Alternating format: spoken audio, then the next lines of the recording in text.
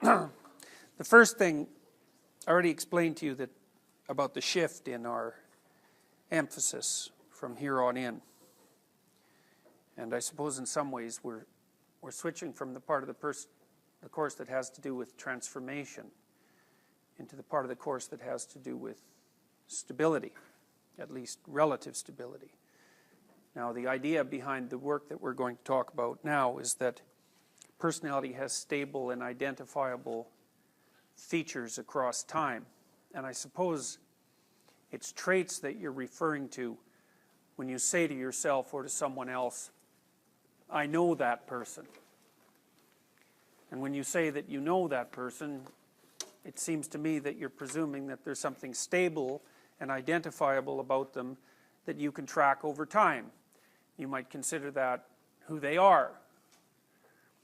And so trait theory is the study of who people are. Now, if there's 17,000 trait descriptors in the English language, that suggests in some way that there are 17,000 ways that people can vary or be the same. You know, vary from each other and be the same across time.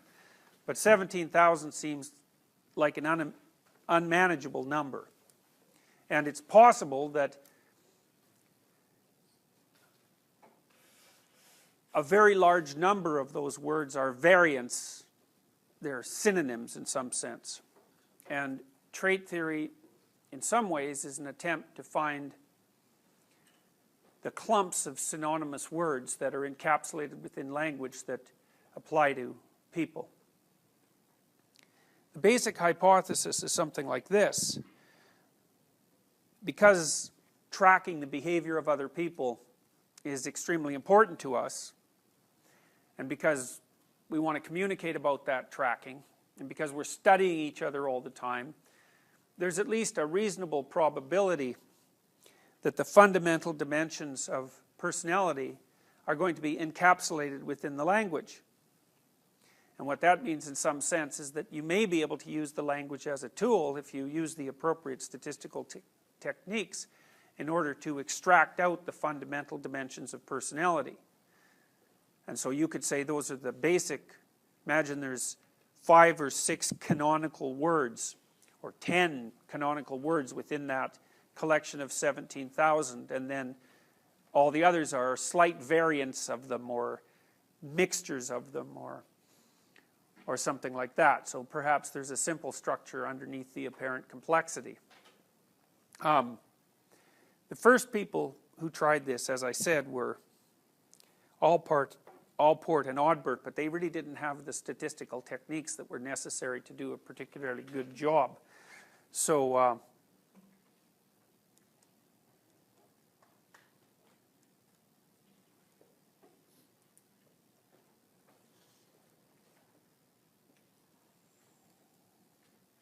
Allport and Odbert tried to reduce their 18,000 trait terms to 4,500 descriptors of what they figured were stable traits. And then Cattell came along in 1942, restricted those to 171 by judgment, and then further to 16 by factor analysis.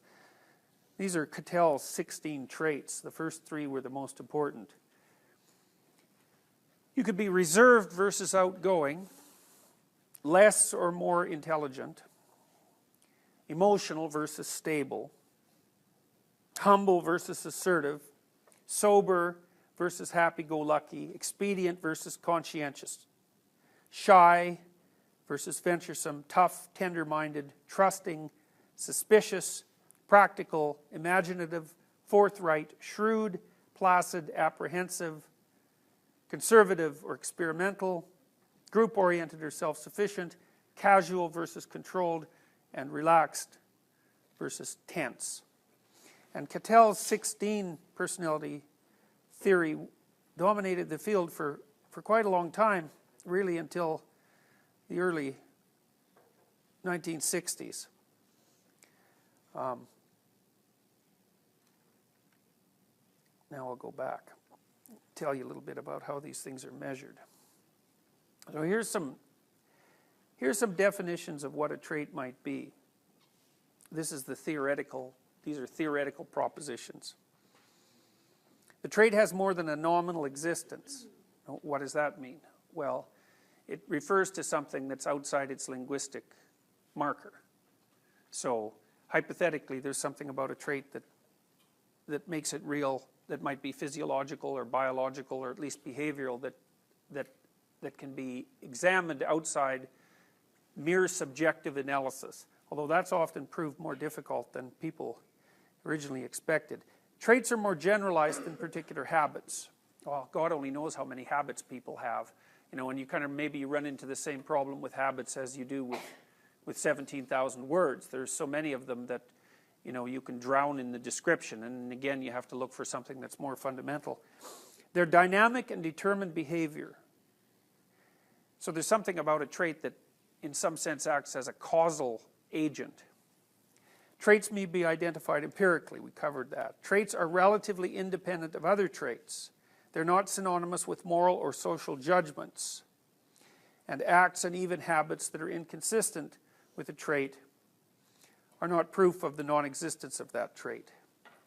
And then the more complex one, traits may either be viewed idiographically in light of the personality that contains them or nomothetically on the basis of their distribution in the population.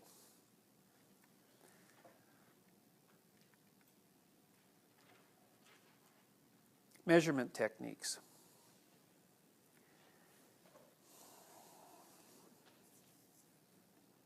So imagine that you collect your list of adjectives and then you transform them into a very simple questionnaire. And so the questionnaire would look like a list of adjectives down the left-hand side, and then on the right-hand side there'd be maybe a scale that's yes or no, or maybe a scale from 1 to 7. And so if the descriptor was intelligent, you could ask the person, apply that descriptor to yourself on a scale from 1 to 7. Or you could ask the person to rate someone else and describe that person as intelligent on a scale of 1 to 7. And then you can have, let's say, a large group of adjectives like that, 300 or so, and then you can have a large number of people assess themselves with all those adjectives. And you can apply statistical techniques that then allow you to determine how the data is patterned. So for example, if 2 of the 400 words were intelligent and smart, then you might find that within the entire population of raters, if they were rating themselves, if they rated themselves as high on intelligence, they're also going to rate themselves as high on smart, and maybe high on quick, and maybe high on insightful. And then you may also find, for example, that if they rated themselves as nice highly, they might also rate themselves as kind highly, or empathic highly. And so by analyzing the groups of words that clump together in the same direction across many, many people, you can start to, and you can do this statistically, you can start to infer what the fundamental dimensions of variation are. Now, it's taken a long time for people to get the fundamental dimensions of variation right. And part of the problem is, well, how do you reduce the pool of adjectives to begin with to something that's, because you're not going to have, 1,000 people rate themselves on 17,000 adjectives. That's just not going to go very well. So you have to reduce that in some way that's not exactly biased. And then you have to get enough people to fill it out so that your sample is going to be reliable across time. And then you have to have statistical techniques that are powerful enough to handle those operations. And that all really didn't come together until probably the early 1960s, something like that, when Catel's 16 factors were finally reduced to something approximating 5. Now, I'm going to tell you a little bit how you would go about making a questionnaire, because that's part of what you need to know in order to do experimental psychology, especially social or personality psychology. And so we'll step into method a little bit before we return to the trait theories. So if you wanted to measure something,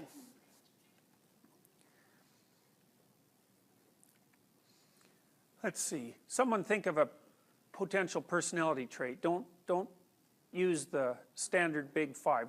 Give me a word that you might use to describe someone. Fun. Okay, good. So now we have to figure out, so now we've got a problem, eh? And the problem is, well, you can use fun as a marker in a linguistic exchange. Joe is a fun person to hang around with. And then part of the meaning that you attribute to fun is a consequence of the words that you surround it with, and then of course the context in which you utter the sentence, and your determination of whether or not the person you're talking to knows who Joe is. And so you're always providing the person that you're communicating with, when you use a word like fun, with a bunch of information that sort of surrounds the word so that they can infer what you mean. But if you're going to use that word and infer that it actually refers to something that's objective outside language, then you have to go about it in a different way. And so the first thing you try to do is to figure out, okay, what do you mean by fun? Exactly. So let's have some characteristics of a person who's fun. What are they like? We can't use big 5 descriptors. That's okay, but that's right, by the way. But I want to stay away from that just for funny. Okay, okay. So a fun person is funny, and so a funny person is someone who makes you laugh, I presume, and who's witty. And so you could start generating associated words. Okay, what else makes a person fun? Interesting. They're interesting. Okay, so they're funny and they're interesting. What else? Friendly. Okay. Enthusiastic. Talkative. Lighthearted. All right, you guys are really getting into this now. Okay, so you're starting to surround the word with a cloud of additional words that you believe in some ways have some important similarity with that underlying word, right? They seem to belong in the same category. Okay, what are some words that indicate that someone's not fun? Boring. Okay, so they're boring. Miserable. Miserable. What's the difference between boring and miserable? That's a good one, yeah. Misery can be interesting. Yeah. Okay. So are other differences between boring and miserable? That's probably an open answer, by the way, just so you know. Any other differences? Come on, you guys know the difference between boring and miserable, for God's sake. Yeah. Miserable, you usually take people down with you, whereas boring, you're just kind of passive and there. Okay, so boring sounds like it's more neutral in some sense. Miserable, is that a positive thing or negative thing? Negative, okay. So, and what sort of emotions might it be associated with? Sadness, depression, what else?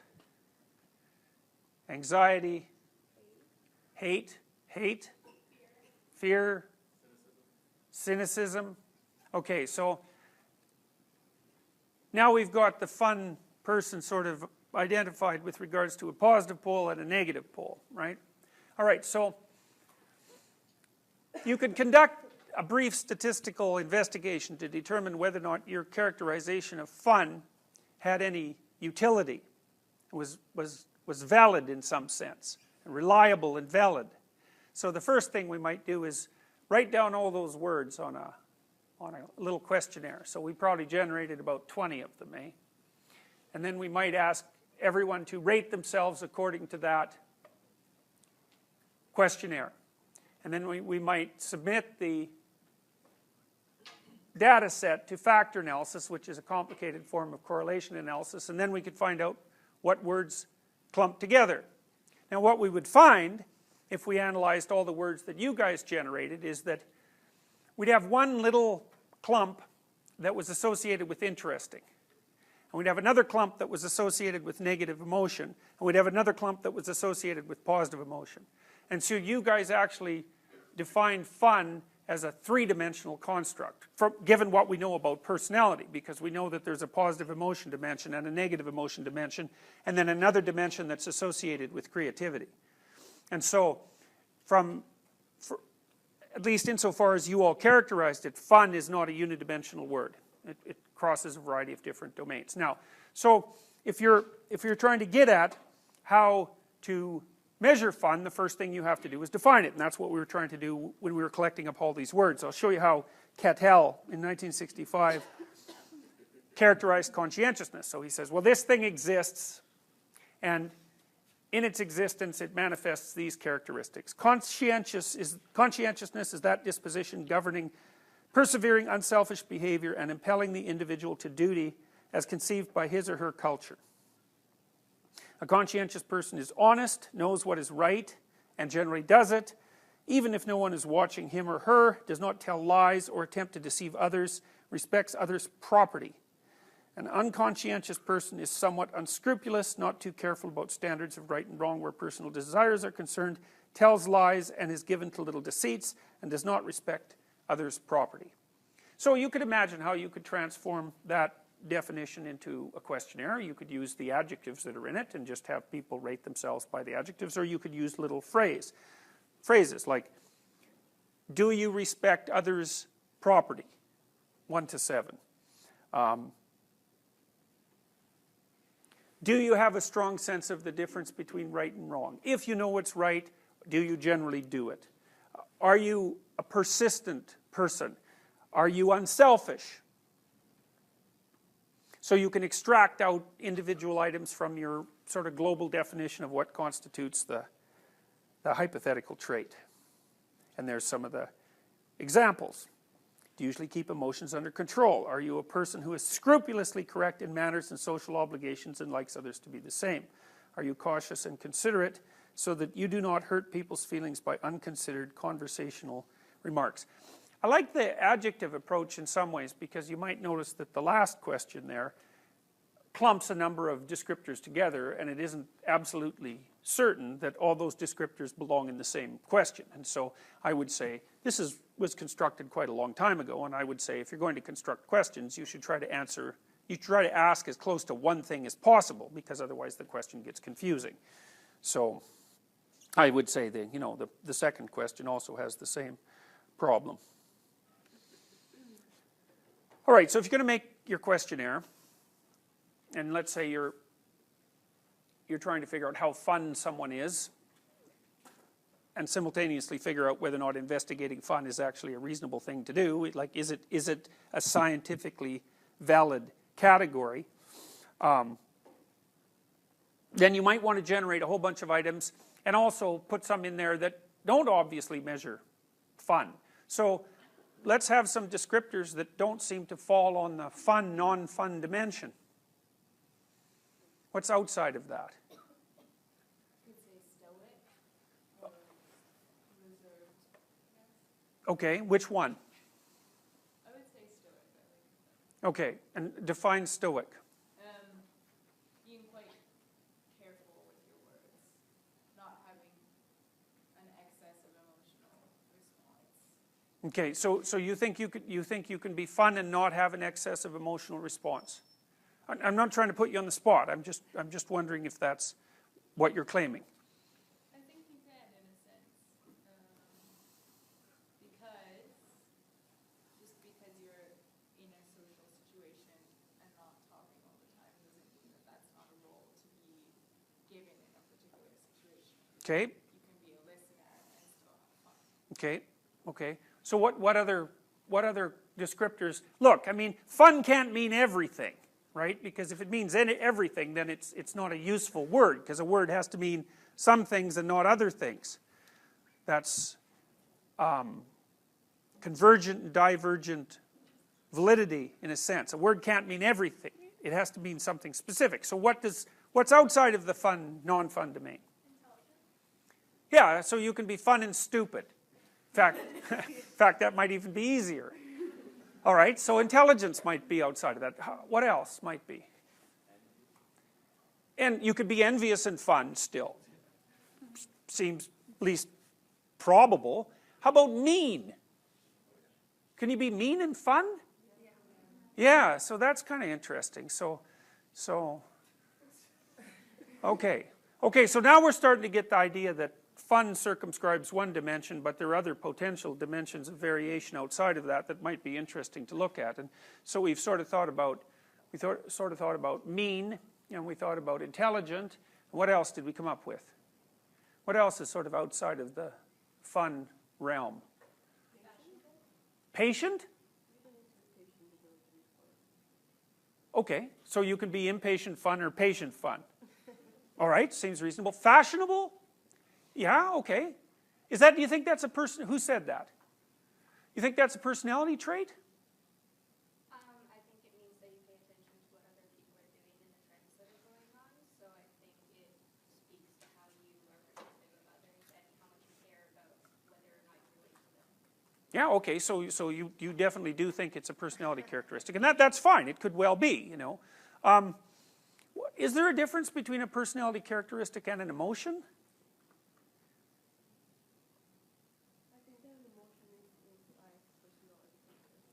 You think emotion is inside personality, so it's nested inside it. The personality is the larger category, and emotion is the smaller category.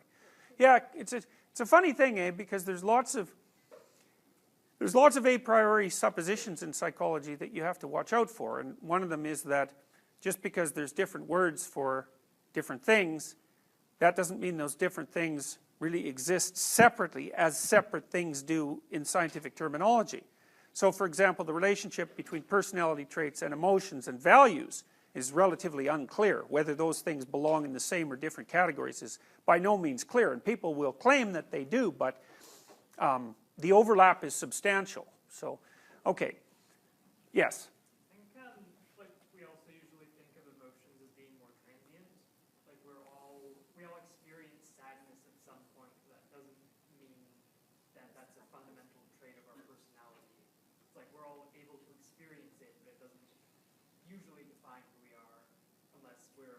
Right, and so that's part of the definition of a trait as something that's enduring rather than transient. Okay, so you could say that's actually a hypothesis. Your hypothesis is that what we refer to as emotions are brief flare-ups of some of the phenomena that we would consider traits if they were enduring. Yeah, and that, I mean, that's a reasonable hypothesis, although if you describe a person as sad, do you think you're describing their personality or their emotion? It could be either. I would normally think emotion. Yes, yeah, okay, yeah, well, it's tricky business. Okay, so the reason I had you generate all these additional words is because you need to find out that your category fun has a bunch of things that it doesn't cover, as well as a bunch of things that it does. And so we've hypothesized a number of things that might constitute additional domains of variation, and so you might want to throw those in your questionnaire too.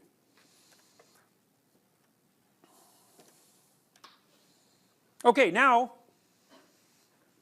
you might say, well, what are you going to do with your scale? So, now you have a scale and you can give it to people, and you can tell the difference between the fun people and the not fun people. And so what might be some practical purposes towards which you could put that knowledge? You don't have to be too serious about it. I mean, what are you gonna, you could invite all the non-fun people to a party. That would seem rather counterproductive. Your hypothesis would be that maybe you'd have two parties. You'd have a party with all the fun people, and you'd have another party with all the non-fun people. And then you could get the attendees to rate how fun the party was. And then that would help you determine whether or not your measurement of fun was actually practically useful for something. That's called criterion-related validity, by the way.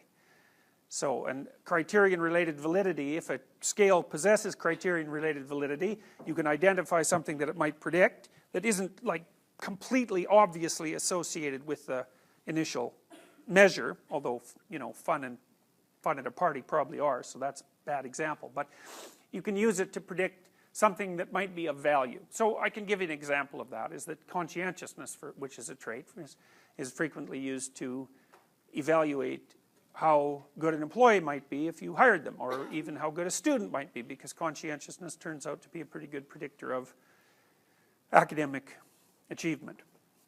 Okay, so if you're going to make if you want to make a questionnaire, and some of you will do this when you do your honors thesis or if you're involved in research at all. And people tend to think about developing a questionnaire as something that's relatively straightforward. It's not. You need to figure out what it is that you're after, what's your central construct of interest, and then you have to figure out, well, how do I generate a very large number of items that hypothetically measures this, or it's reverse, or it's opposite, it doesn't really matter, and then a bunch of items that don't measure it, because again, you have to show that it's good for something and not good for everything. So, and then you have to demonstrate statistically that your concept is coherent, and then you have to show that you can use it to predict something. And it gets worse than that, actually. Then you have to show that it predicts something better than some other thing that someone already invented. So, if you came up with a fun scale, it's probably primarily extroversion, that, as you mentioned, that a scale like that would measure, although it would be a little complicated, because generally fun people also have less negative emotions. So what you'd end up with, as we mentioned before, your fun scale would be a mangling up of a couple of different categories, and so it would probably end up not being a very good questionnaire at all. So it's a tricky thing to make a questionnaire. It takes an awful lot of work, and you can't start with the assumption that just because you've been able to think up a concept that it actually constitutes a concept that meets the criteria for scientific evidence, or for scientific category. So we should also talk maybe a little bit about some different kinds of categories, because it's not all that obvious to people that there are different kinds of categories. So I can name three very rapidly. There are many others. The first category, and these are usually the categories that scientists do investigate, they are technically called proper sets. And so a proper set is like the set of all triangles. And triangles are clearly not squares. We'd all agree on that. So what makes a triangle different than a square? Must have three sides. Which one? Okay. I was trying to trip you up there. So, okay, and is that true of all triangles? Right. What about a triangle that is open on one line? Does that qualify as a triangle? No, it just looks like a triangle. It's like an imposter. So, okay, so a proper set has this interesting characteristic, which is it has absolutely clear inclusion and exclusion criteria, and there are no exceptions. And so, or almost no exceptions. So you might say, well, is the set of all helium atoms a proper set? And the answer to that fundamentally is yes. And it's distinguishable, say, from the set of all hydrogen atoms or the set of all iron atoms. There's characteristics that you can define that precisely indicate the boundaries of the category. And those sorts of things are relatively easy to study scientifically, because they tend to behave similarly in different circumstances. So here's another category. It's called a familial resemblance category. And it's a little harder to understand, but a familial resemblance category is a category that imagine that the prototypical example is the Smith brothers. So the Smith brothers, here's some things that could characterize the Smith brothers. Large ears, large nose, floppy lips, glasses, mustache, beard, and bald. So they're obviously not very attractive, these Smith brothers. And then you can tell the Smith brothers are related to each other because they all look like each other. Of course, they don't look exactly like each other. So one Smith brother is bald with glasses and floppy lips, but he has little ears. And then another Smith brother has hair, but he's got, large glasses and large ears and floppy lips. And then there's another Smith brother that has a big nose and glasses, but he has nice hair and no mustache, but a beard. And you get the picture. So what a familial resemblance category, how a familial resemblance category works is that there's a list of, say, 10 attributes, and in order to be a member of that class, you only have to have, say, 4 of the attributes. Any 4, or maybe 5, whatever. The weird thing about a familial resemblance category is that one person could have 4 of the attributes, and another person could have 4 different attributes if there were 10 attributes in total, and they'd still be members of the same set, even though they don't share any attributes in common. And what a familial resemblance category works because each of the members of the category are related to a central prototype. And the prototype has all the features. And the prototype might not even exist, so there could be a prototypical Smith brother who would have all the characteristics of the Smith brothers that I described. But he doesn't even exist. He's like an amalgam of all the Smith brothers, and then each of the Smith brothers are related in some way to that central prototype so that you can tell that they belong in a family. And that's not a proper set. And one of the things, you know, you might be asking, well, why should you know this? And one reason is because it's useful to know that there are different forms of categories. But more particularly for psychological purposes, psychiatric diagnostic categories are familial resemblance categories. They're not proper sets. So if you go into the Diagnostics and Statistical Manual, which is the sort of APA, American Psychiatric Association, Bible for doing diagnosis, you'll see that if you list the symptoms of something like a personality disorder, there might be 10 symptoms, and in order to have that personality disorder, you only need 4 of them. And so there can be wide variation within the category, and of course then that begs the question of whether or not it's actually a category, or certainly whether or not it's actually a scientific category. So, a guy named Barcelou talked about a different kind of category. He called them ad hoc categories, and these are strange things. Like here's an ad hoc category for you. Things to take out of your apartment when it's on fire. So what things would those be? Pictures, yeah. Pets, yes. Children. You forgot about that. Okay, what else? What's that? Seniors, yes, hopefully. Or, yeah? Insurance? ID? Maybe? What's that? Anything else? Okay, now you might say, well, what do all those things have in common, since they're apparently a category? They're things you care about, yeah. Yeah. ID? Do you care about that?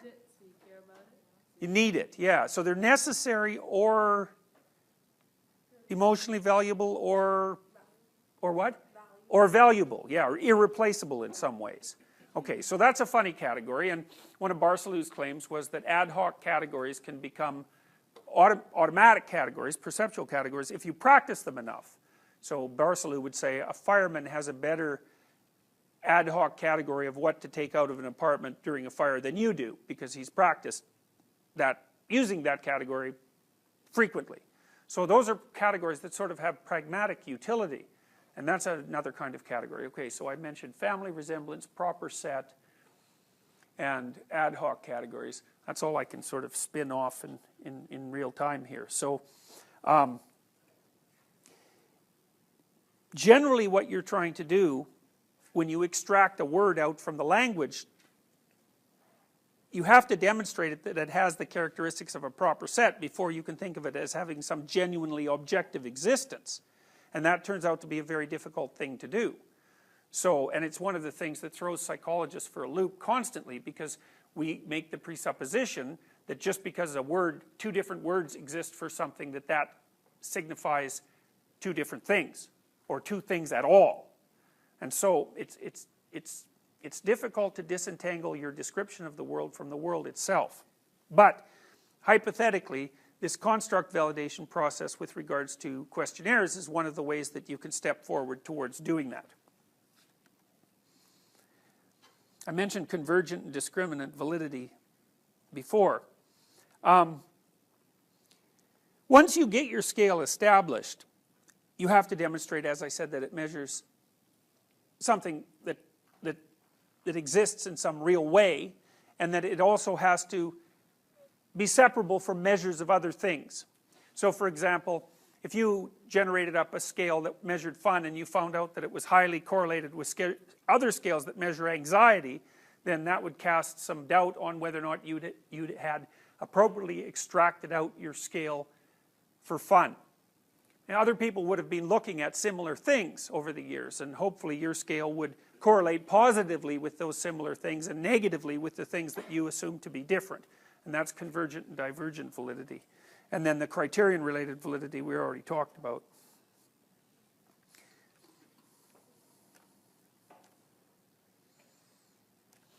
Okay, so now I want to show you a different PowerPoint presentation just for the, yeah.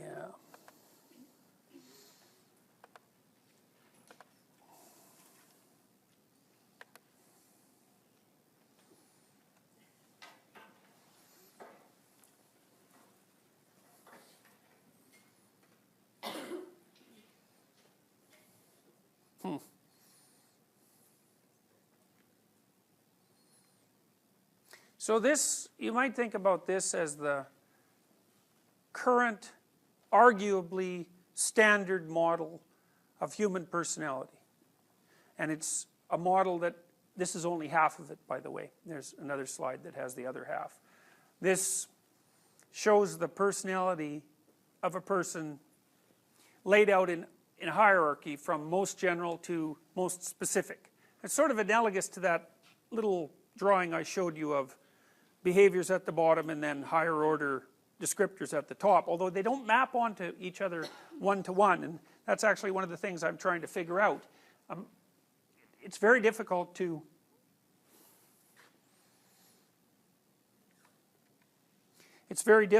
map the trait theories directly onto the narrative and the clinical theories. Alright, so at the highest level of resolution, here's how people can differ from one another. They can be industrious or orderly, and that those two aspects are quite highly intercorrelated, but sufficiently differentiable so that the differences are interesting. Industriousness and orderliness seem to predict different things. So for example, industriousness seems to be a better predictor of academic achievement than orderliness does, even though they both clump under conscientiousness. And then there's volatility and withdrawal for emotional stability, or neuroticism. It's described different ways. If it's, you're neurotic if you feel a lot of negative emotion, and you're emotionally stable if you don't. The negative emotions that are associated with neuroticism, we thought for a long time it was all negative emotions that were associated with neuroticism, but it seems to be more like pain and anxiety. And pain is somewhat equivalent to the emotion you feel if you're frustrated or disappointed or grieving, and anxiety seems to be the emotion you feel when you're subject to uncontrollable or unexpected circumstances, or when you're subject to cues of frustration, disappointment, or grief. So volatile people don't really seem to avoid because of their negative emotion, although their emotions bounce a lot, especially their negative emotions. So if you're associated with someone who's volatile, what you would observe is that they seem to overreact to things. They get more irritated than the circumstance might seem to indicate. And their emotional response to things on the negative end is relatively unpredictable day to day. So there's a lot of variability and a lower threshold for the experience. People who withdraw are people who appear to be stopped by their experience of negative emotion. So if they're afraid of something, they won't do it. Where the volatile person, they might do it, but they'll complain a lot while they're doing it. So we don't know a lot about the difference between volatility and withdrawal yet, because those have been recently extracted out using statistical means, and they seem stable, but exactly what they predict yet, apart from the few things that I've tentatively suggested to you, isn't yet clear. Agreeableness sounds like a positive thing. Politeness and compassion. We know that liberals are more compassionate and conservatives more polite, but we don't know a lot more about the distinction between politeness and compassion. And we don't know why conservatives are more polite and liberals are more compassionate, but we do know that that appears to be the case. We also know, by the way, that conservatives are more orderly. They're less open as well, which is the dimension we'll talk about in a moment. Those three those are 3 of the big 5 traits: conscientiousness, emotional stability, and agreeableness. They clump together to make a super factor called stability. And stability looks like it might be associated with higher levels of serotonin. So serotonin is a major brain neurotransmitter that seems to regulate, broadly speaking, emotion and motivation. And if your serotonin levels, so to speak, are relatively high, then you're a relatively stable person. And if your serotonin levels are low, then you tend to be impulsive and prone to negative emotion. Now, one of the things that's quite interesting about serotonin is that it tracks your position in the dominance hierarchy as well. So the higher you are up in a given dominance hierarchy, the more serotonin your brain produces, and that makes you more confident and less unstable. And the lower you are in the hierarchy, the lower your brain serotonin levels. And the reason for that seems to be that if you're low in the dominance hierarchy, well, you should be afraid, because almost anything can knock you into oblivion. Because if you're right at the bottom of the dominance hierarchy, you're barely hanging on, and you just can't tolerate any more threat. And conversely, it might also be appropriate for you, if someone dangles a reward in front of you, for you to grab it, because it's not exactly clear it's going to be the next day. Whereas if you're up high in the dominance hierarchy, it's like you can take a lot of blows, and you're so well situated socially that it's probably not going to overwhelm you that much. And you don't have to be impulsive, because the microenvironment that you inhabit is very stable. So the negative emotion dimension, emotional stability, is particularly associated with serotonergic function, but we think that the whole superfactor of stability is associated with serotonergic tone. So some of this, like I mentioned already, all of these different aspects, traits, and superfactors were all derived statistically, but evidence has continued to accrue over the last 20 years with regards to the biological substrate of the traits. And so as we progress through them one by one, we'll also talk about, hypothetically, what constitutes the underlying biology. Agreeable people, I think the easiest way to conceptualize agreeableness is as a negotiating strategy in some sense. So, you know, you're always attempting to divide up resources between you and other people. And a disagreeable person will make a pretty damn strong case that the resources should go to them. Whereas an agreeable person will be much more likely to underrepresent their own interest and overrepresent the interest of others. And so, you know, in some ways people like that are very pleasant to be around, you know, because they're always doing things for other people. Unfortunately, they're often not doing enough for themselves. In my clinical practice, I can always tell who the agreeable people are, because when they come and see me, they bring me coffee. The disagreeable people bring themselves coffee. So, yeah.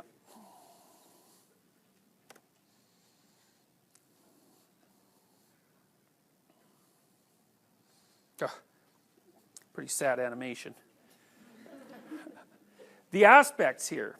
So openness, remember you guys hypothesized that intelligence was unrelated to fun? Well, fun is pretty much an extroversion sub-element, and intelligence is associated with openness. And it roughly breaks down like this. So IQ is probably a better measure of the aspect intellect, like IQ tests are a better measure of the subscale intellect than personality measures are.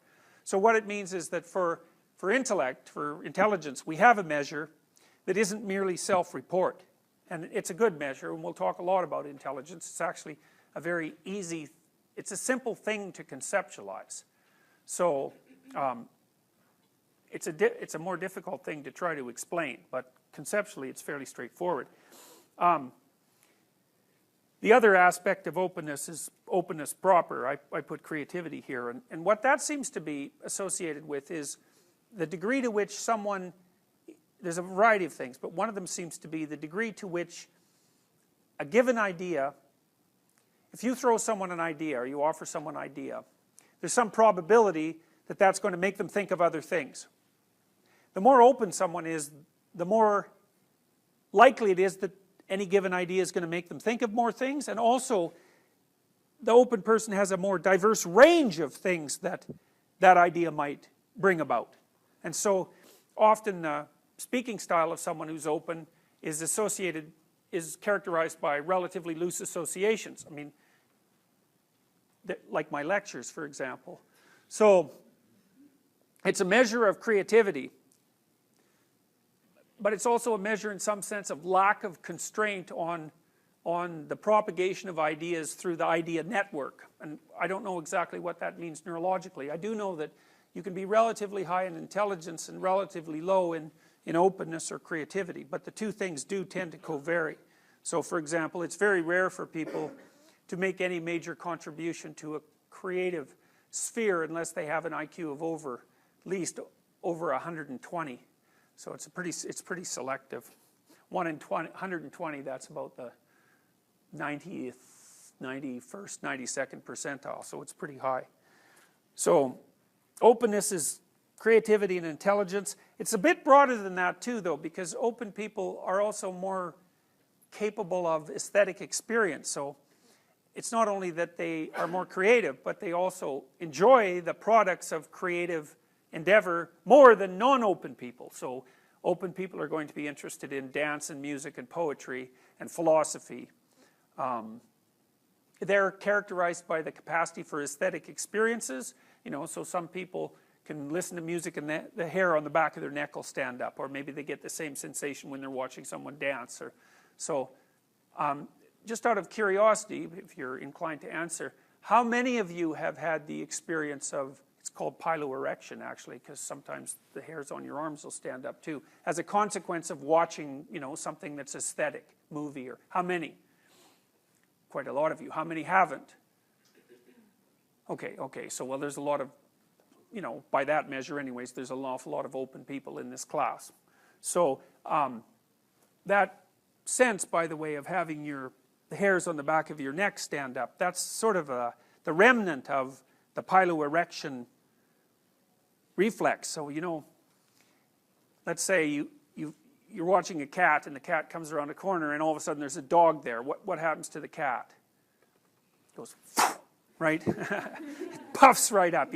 So now its tail's about this big around, right? And I mean, it's startled, but it puffs right out. And it's like, that's an automatic reflex on the part of the cat. Now it's trying to look like it's big. Of course, the dog will do the same thing, so it's a bit counterproductive. But whatever. The cat's trying to look like it occupies a lot more space than it actually looks like. But there's also, at least in principle, an emotion associated with that, which is it's sort of a combination of terror and awe.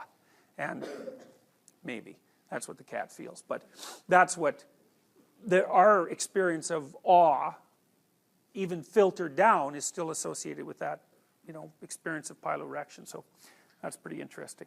So extroverted people, or at least I think it's pretty interesting, extroverted people are assertive and enthusiastic. And so the enthusiasm dimension seems to be associated with a lot of overt positive emotion. And so extroverts in many ways are more fun. They laugh more, they talk more. That is not necessarily more fun. They're very gregarious. They like to hang out at parties. They plan parties. They tell jokes. In fact, telling a joke is actually a real marker of extroversion. So how many of you here tell jokes? Yeah. How many don't? Okay, so how many of you tell good jokes? Anyways, so yeah. Also, one of the behavioral markers we found for extroversion was that extroverted people also tell dirty jokes. So how many of you are capable of that particular act? Yeah, so you in particular, you. All right, so yeah. So the assertiveness element of extroversion, I guess sometimes that's the part of extroversion that maybe isn't so much fun, because extroverts can be very verbally dominant. One of the things I do in my 4th year undergraduate personality seminar is I split the group into introverts and extroverts. So, because I often have the class do debates, and if you put an extrovert in with a bunch of introverts and there's a debate, so there's one extrovert here and 3 introverts, and one extrovert here and 3 introverts, then the 2 extroverts have the debate, and the introverts don't say anything. And introverts are interesting because it's not like they don't have anything to say. Because if you point at an introvert and say, do you have something to say, then they'll say something that they're thinking, but they'll very rarely, especially if they're very introverted, they'll very rarely offer it spontaneously.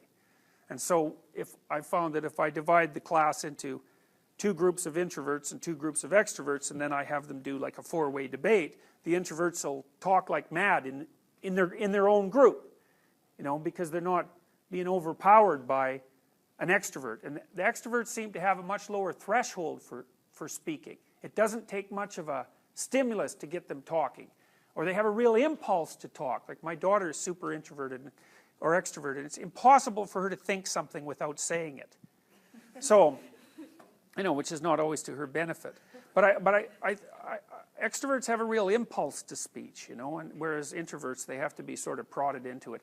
Extroverts also seem to be sort of, what would you call it? Energized by social interactions.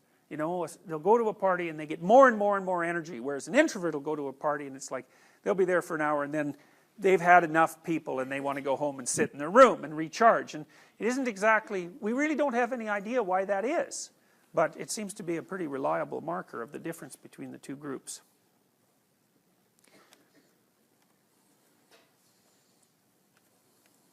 Here's some, let's see. Here's some items, so you guys can do a quick big 5 on yourselves. And I'll tell you the upside and downside of it. So, if you're orderly, you follow a schedule. So how many of you follow a schedule? Okay. And how many of you don't? Okay, so one thing I would recommend is that you do. And I'll tell you why. Like, intelligence is a very good predictor of academic performance. And there's not a lot you can do about your intelligence. I mean, you can squander it, but it's very difficult to improve it. Conscientiousness, well, it's a trait too, so it's hard to work on, but we know that conscientious people get better grades. And it's reliable, and it's a powerful effect. And so, if your time use is organized, then the probability that you're going to be successful is very high. So, one of the things you might think about is make friends with a calendar, like Google Calendar or something like that. And I can tell you some tricks about that, because really it is important. Like, and I'm not kidding around about this.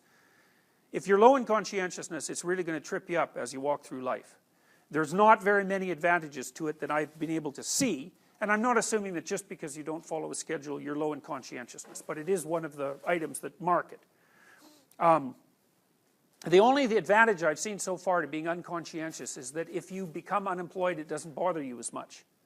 And I mean, that actually turns out to matter in some situations. So like, you know, if a big company has to shed 50% of its employees, it's the conscientious people are going to suffer themselves to death for it.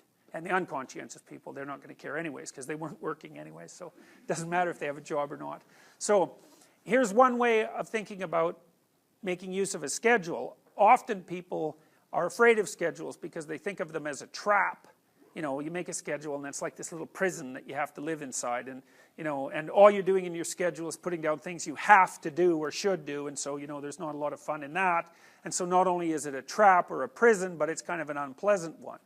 But a way to work with the schedule in a lot more sophisticated way is to think, well, I'm going to plan the next week, say, because you plan it day by day, but we'll take the week as the unit level of analysis and think, well, I'd like to plan a week I'd like to have.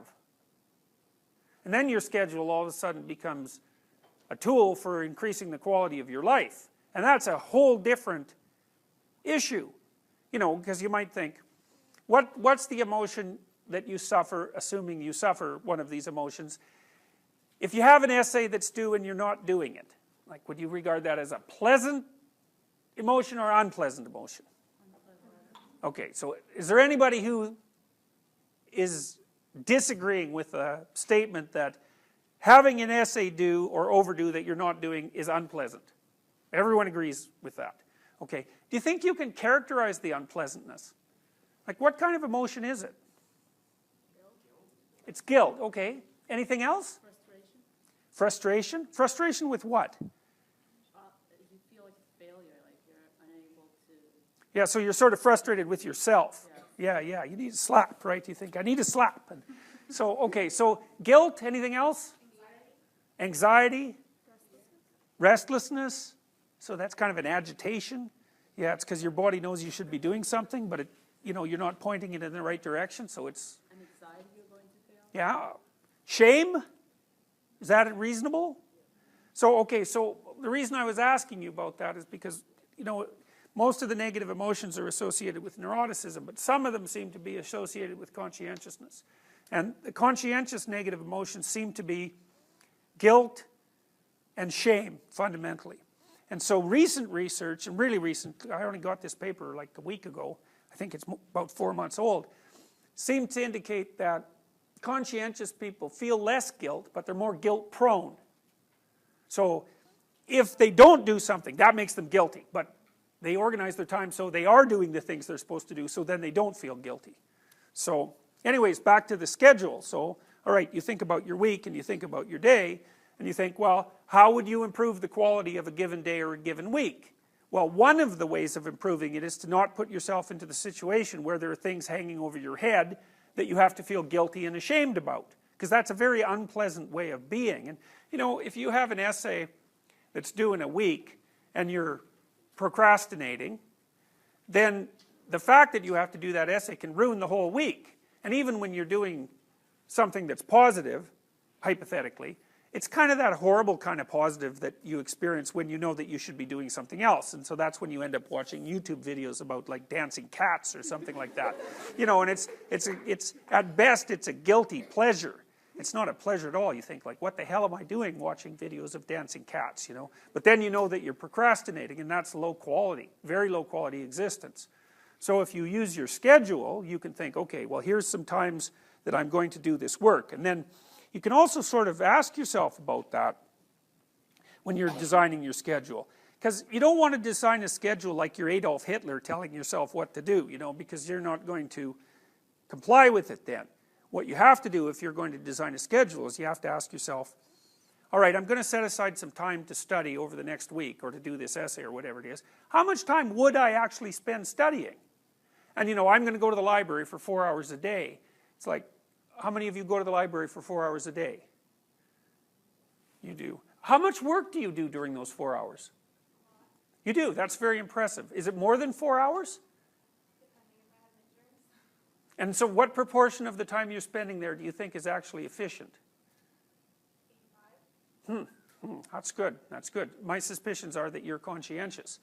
So that's exceptional. I mean, people usually don't manage that. So, but, you know, an hour or two a day might be a worthwhile thing to schedule in. And I would say don't schedule in more than that to begin with, because then you'll fail and then you'll stop using the schedule. And so the other thing you want to do is you want to schedule in things that you want to do. And then you want to look at the day or the week and you want to think, hey, that's a week I'd like to have. If I had a week like that, it would be good. You know, I'd be caught up so that all that negative emotion doesn't have to accrue. And I would have done a bunch of things that I'm interested in doing, and at the end of the week, I'd be in better shape than I was at the beginning. And if you treat a schedule like that, so that what you're using it is to design the days and weeks that you want to have, instead of using it as this little, you know, jail that you have to put yourself in that you're not going to do anyways, then you can learn to use them. And that's one thing you can do to make yourself more industrious, or more conscientiousness. More conscientious. Follow a schedule. Am not bothered by disorder. So how many of you people are not bothered by disorder? Okay, and how many of you are bothered by disorder? Yes.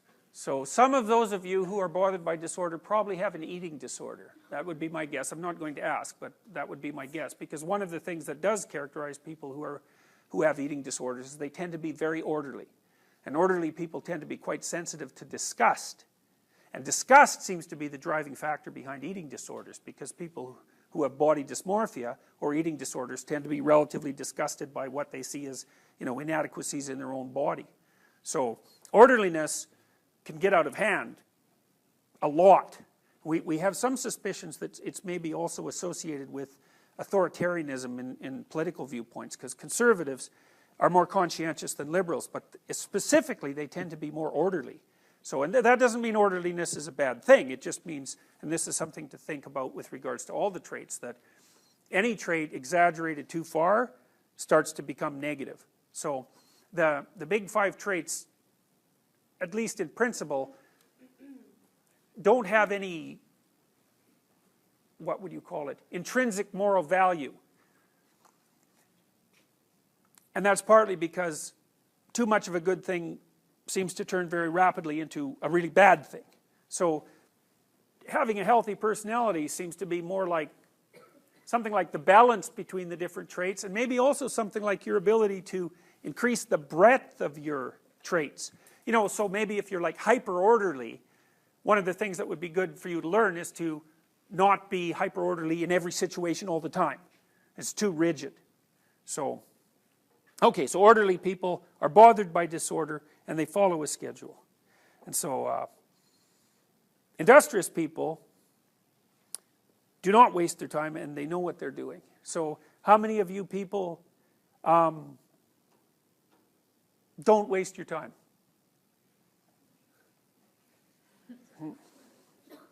So, 2 people? Okay.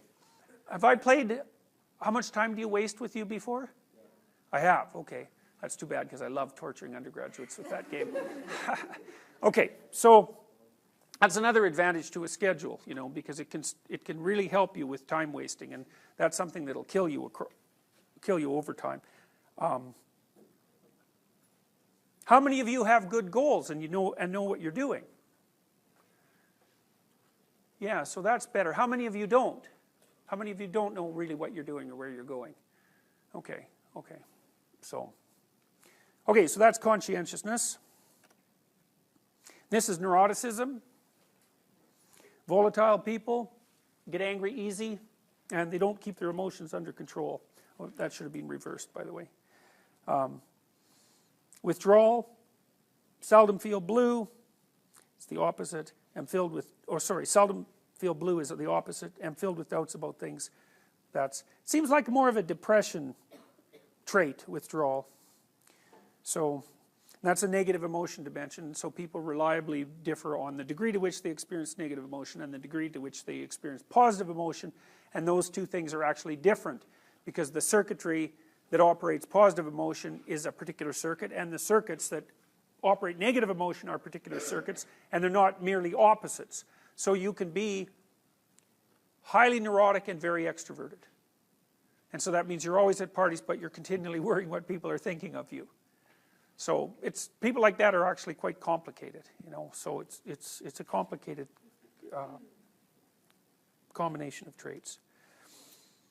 Agreeableness. Polite people respect authority, and they do not believe that they're better than others.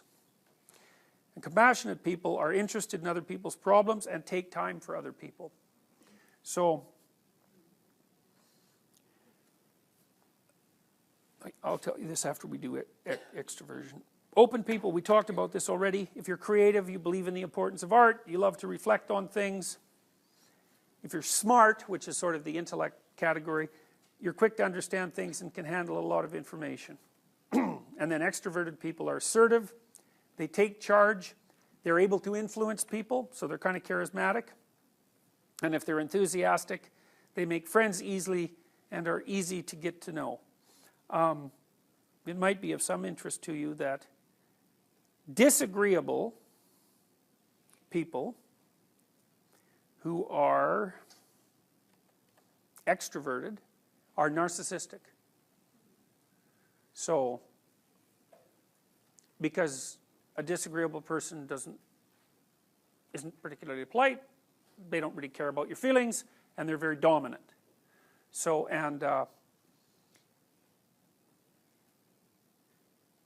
so if you're like that, it would be useful to learn when to be quieter in social situations and how to attend more to other people. One of the things that seems quite useful for people who are disagreeable and narcissistic, for that matter, is to try consciously on a regular basis to do something for someone else. It also actually seems to make people who are narcissistic happier to do that, interestingly enough.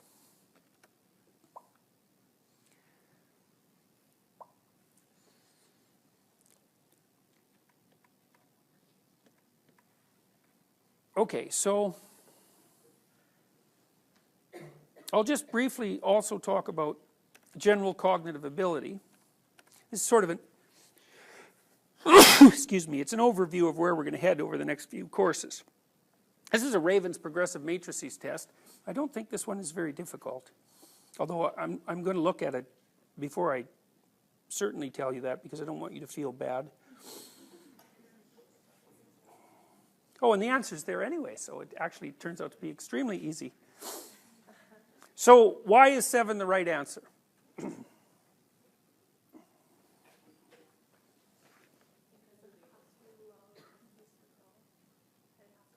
Okay, say that again.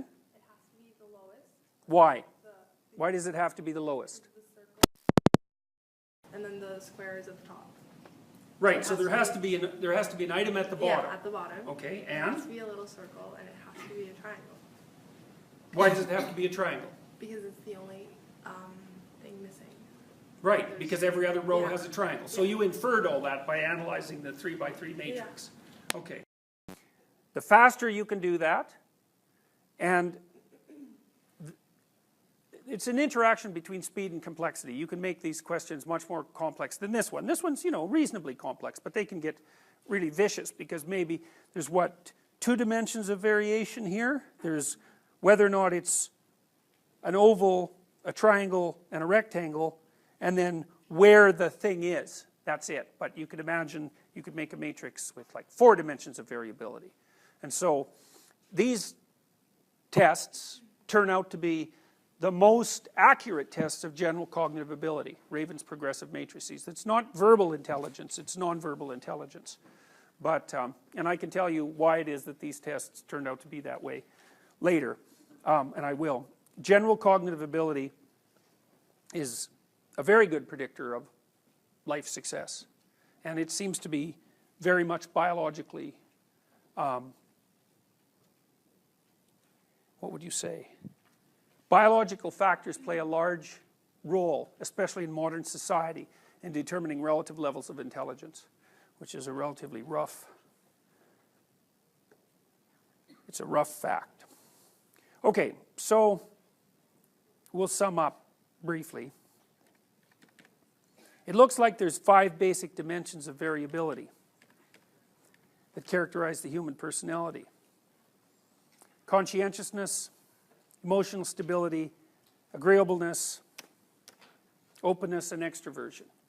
And what we'll do as we progress through the rest of the, or at least the next roughly a little more than a third of the class, is we'll delineate each of these variables, try to understand precisely what they mean, see if we can analyze their effect on society, and maybe also provide you with the opportunity to get some more insight into the personality traits that you have.